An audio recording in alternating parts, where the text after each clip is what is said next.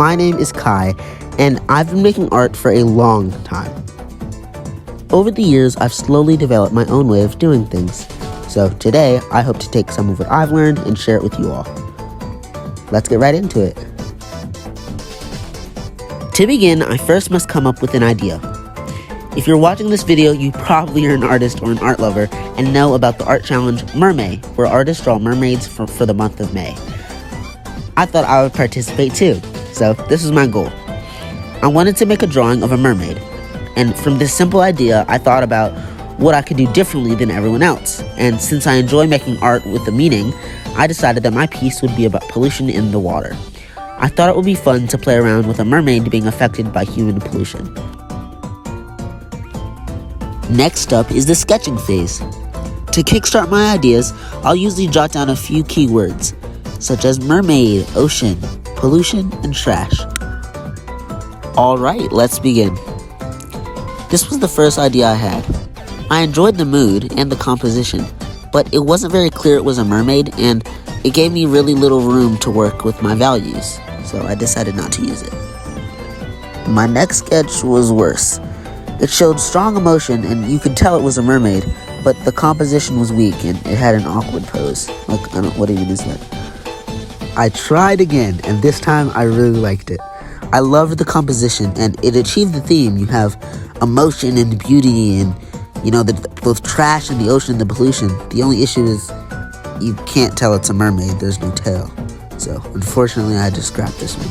By this point, I'm slowly starting to lose morale, but in idea number 4, I enjoyed the theme and the emotion, and you can tell it was a mermaid, but I hated the simplistic composition. Additionally, if this piece were to be lit, the focus would be on the tail and the chest, which is not what I wanted.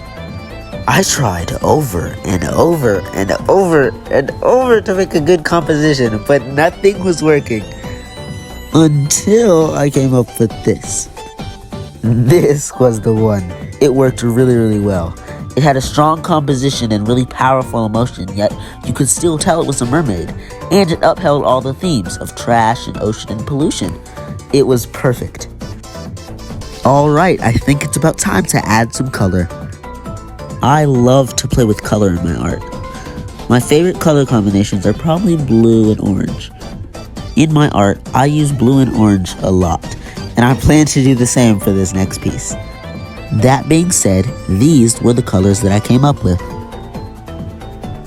Step 4 is finding reference. Reference photos can be useful for finding the right mood, better understanding the environment, inspiring certain elements of the piece, and helping me use believable colors and lighting scenarios.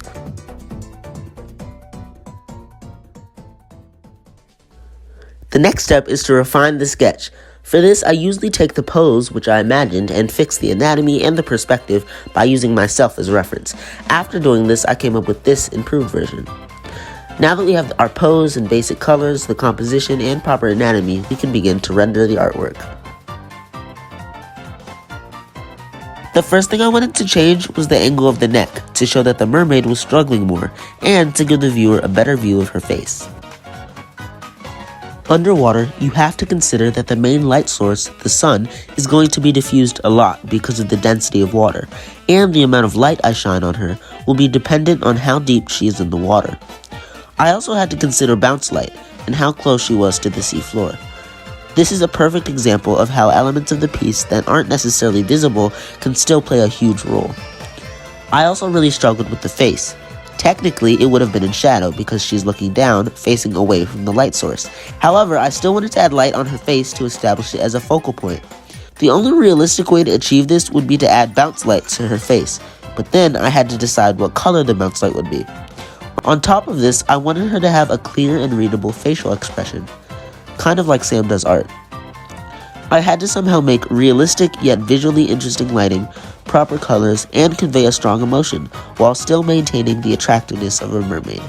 That's like impossible. I settled with pretending that the camera was a third light source, shining on her face. After adding a few background elements, I was ready to move on to the next step. After making some tiny adjustments and little details, here is the final piece. I really hope you guys enjoyed my first YouTube video. Hopefully you learned something. Let's go over the steps. Thanks so much for watching.